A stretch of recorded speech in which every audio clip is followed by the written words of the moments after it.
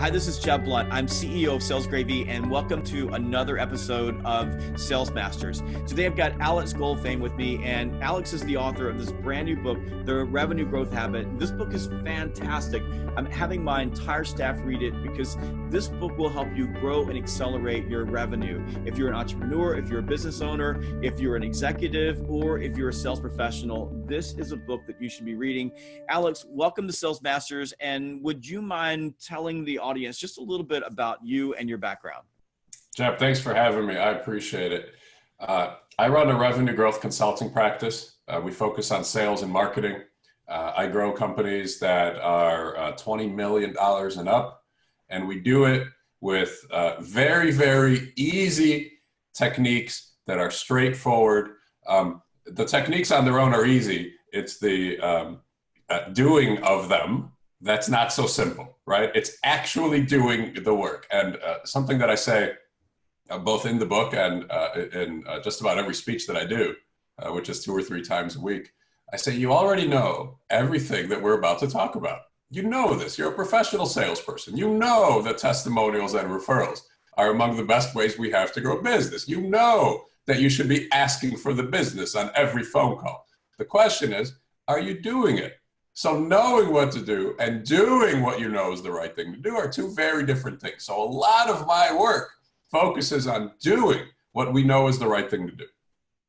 Well, I can connect with that directly. You've got my book, Fanatical Prospecting, right behind you. And I think in the very beginning of that book, I tell people there's nothing in this book that you don't already know. And I love that you said that. And that's one of the things that I dig about this book here is that as you read the book, there's nothing that's tremendously sophisticated or complex. This is straightforward. Do these things. They absolutely work. And the thing that you do, though, that is different than a lot of books is that you help people create a cadence, because you're exactly right. It's not the knowing, it's the doing. And what's hard for us is that we're so busy in the middle of our business, just consumed by the daily grind, that we don't create these daily habits, these daily cadences that allow us to accomplish things over time. And I'm a big believer in cumulative impact of a lot of little actions taken over time. We talked a little bit in the pre-show about how you develop this, through working with other companies. But where did the idea come from to build out revenue growth and revenue growth activities into a lot of small daily habits? Where did you get that from? Yeah, I call that snowflakes into blizzards. They're little tiny actions that many of which take 3 seconds to do, literally a question on an existing phone call. And cumulatively, as you said, they really, really add up. The idea came this way. I looked around at what my client salespeople were doing. You come into the office, the phone rings. Who's on the other end of the line? A happy customer? Almost never. The happy customer doesn't call. Who calls? People who have problems and people who need something, right? Otherwise, if you're good, there's no reason to call. You're busy. I'm not going to call somebody if I don't have a problem or I don't need something yesterday. So basically, you get on the phone, you have a fire. You got to put out the fire. That's the work. We put out the fire, we handle it, we put down the phone. What happens next? Immediately, the phone rings again.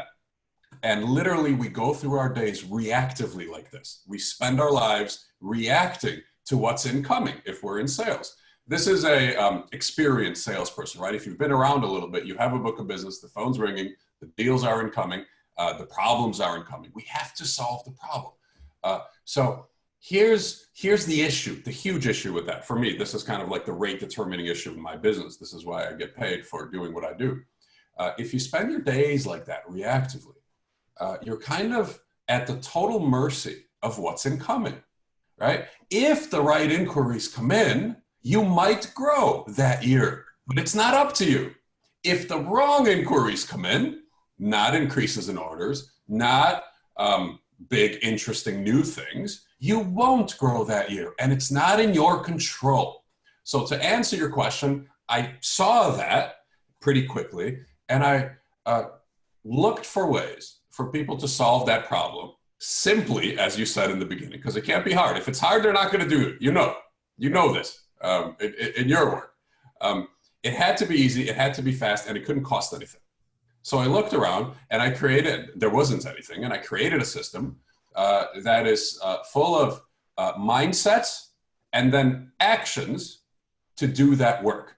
Very simple things that take 3 seconds or 5 seconds or 10 seconds to do, that you can do many times a day, that all your colleagues can also do many times a day, that sales managers and leaders and company owners and executives can infuse accountability into, can infuse recognition into, and we systematize it. I say that word all the time to my clients and to my audiences.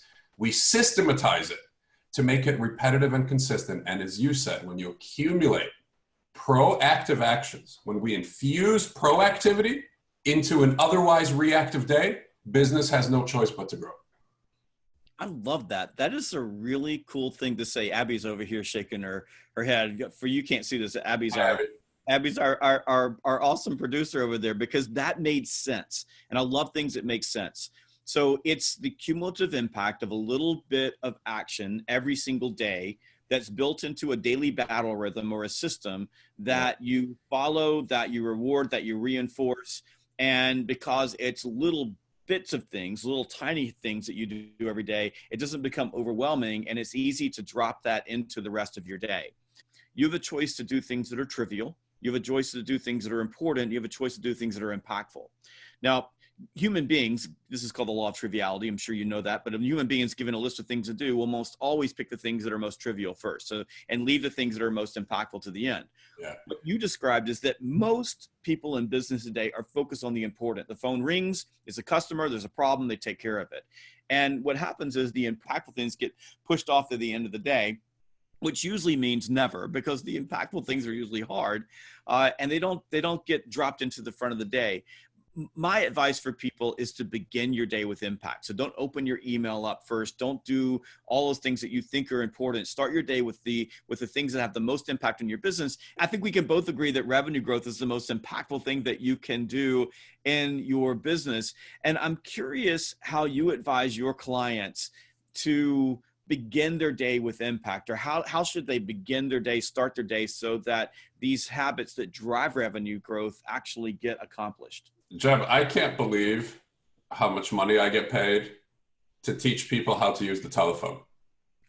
I mean, sometimes it's uncomfortable for me. But I love what you wrote in Fanatical Prospecting, which is just over my shoulder there. You said, we've never been taught to use the phone. And I couldn't agree with you more.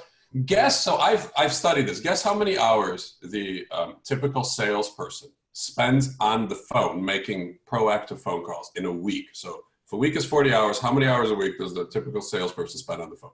Well, I just came back from one of my clients, just to give you an example, who has an inside sales team. And these are people who spend 8 hours a day on the phone, allegedly talking to people. And their average person's talk time for the entire week, this is a week, was less than 4 hours. Yeah, my number is 4 hours. That's what I found among my clients. So we're driving on the same page there. Now you work for 40 hours, right?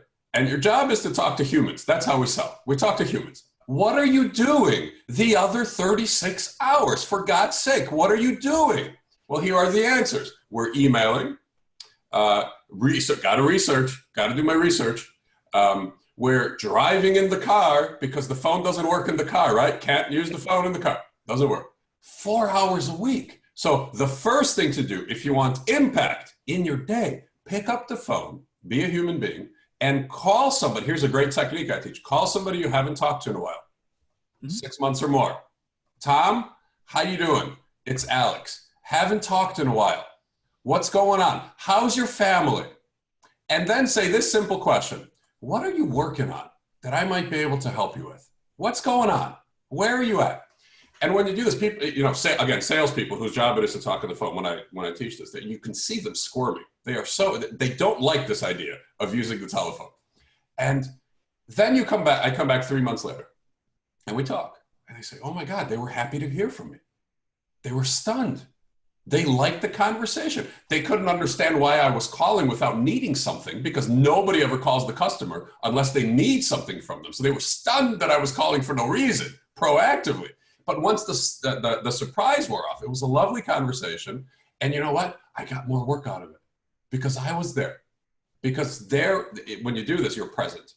You're there in front of the customer. The competition isn't. Everybody avoids the phone.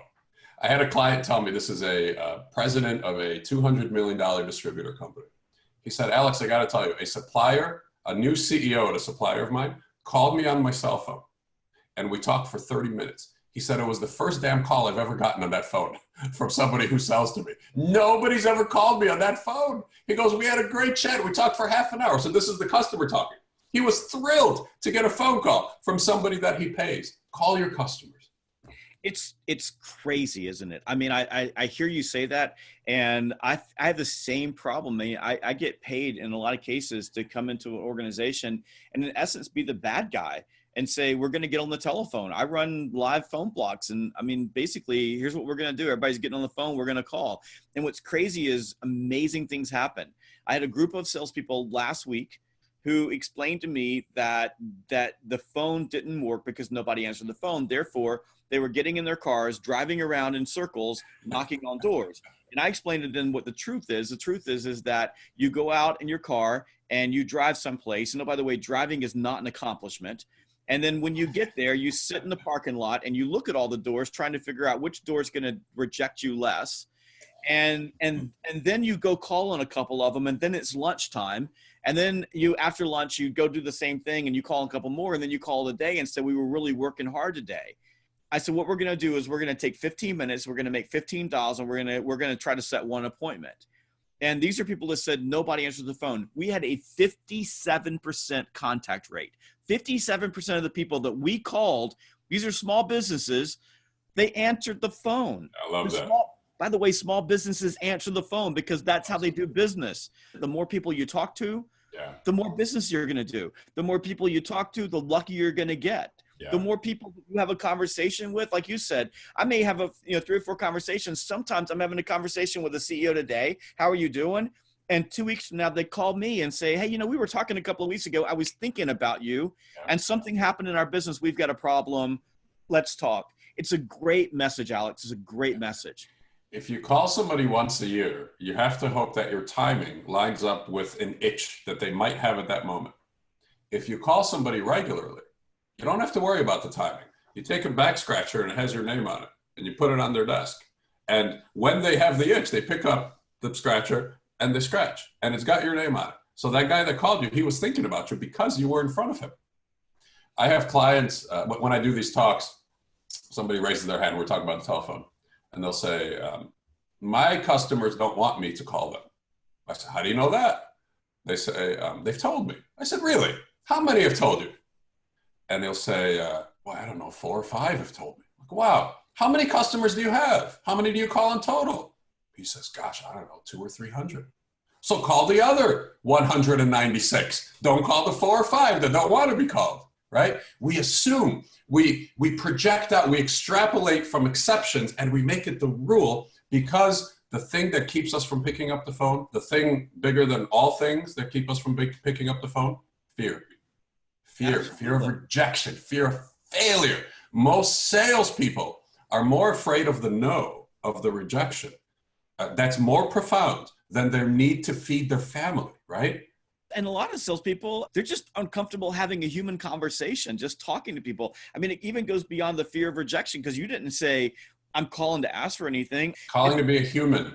It is amazing. I'll call consulting clients that we have and just, hey, how you doing? What's going on? I saw you posted something on Instagram today. It was a cool picture. How's your dog doing? And they'll flip the conversation into more business. What else can you do for us? How can you help us?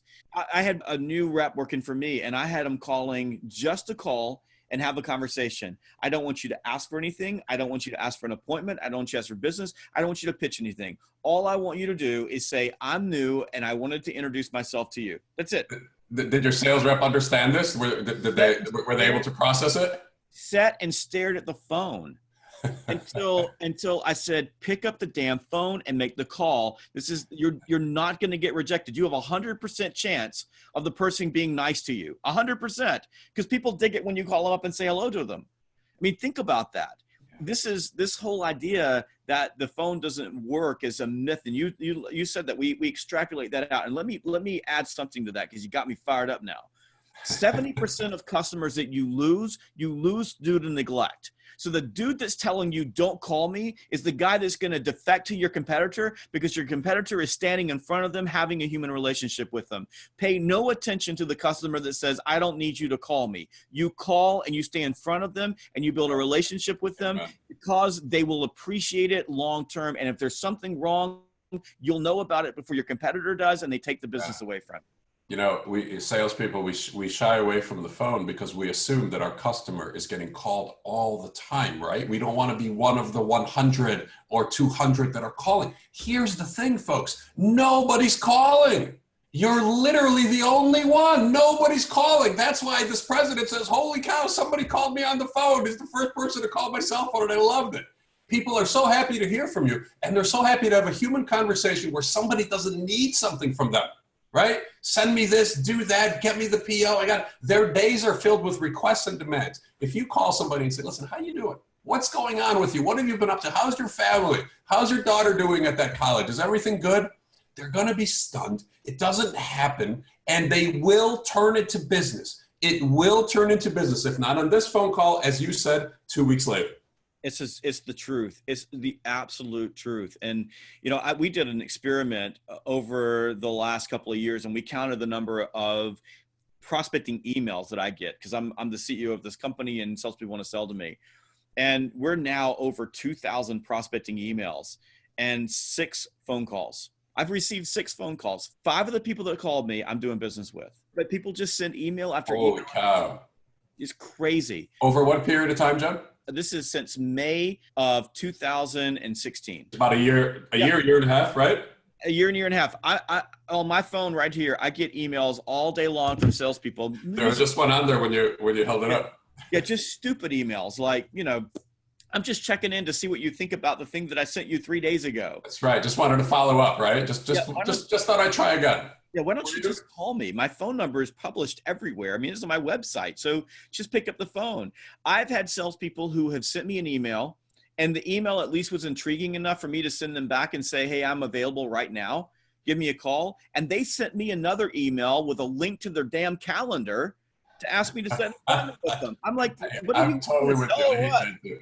It's crazy, isn't it? It's crazy. I can't stand that calendar. Click here to book a time with me. No, be a human. I know. It's the truth. Hey, Alex, this is a great conversation. I'm gonna let you introduce yourself again. Tell people where they can find you, how they can interact with you. I think you've got something special for our audience as well. And then tell them where they can buy your book and where they can get with you on social media. Right on. So the book you're holding up there is called The Revenue Growth Habit. That's my most current, most recent book. You can buy it anywhere. You can go to any bookstore. You can go to Amazon. You can buy it wherever you want. It's called The Revenue Growth Habit. The next book, the one that I'm on deadline for right now, Jeb, I got a week to go, and I got about 40% yet to write. You know how this works.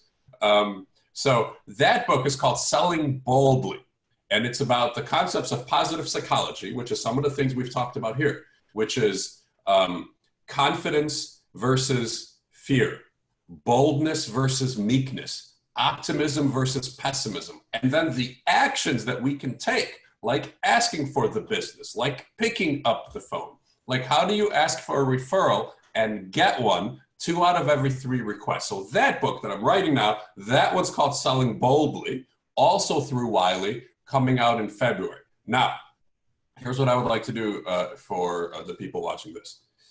In this new book, Selling Boldly, there is a 1-page sales planner. It's a front and back.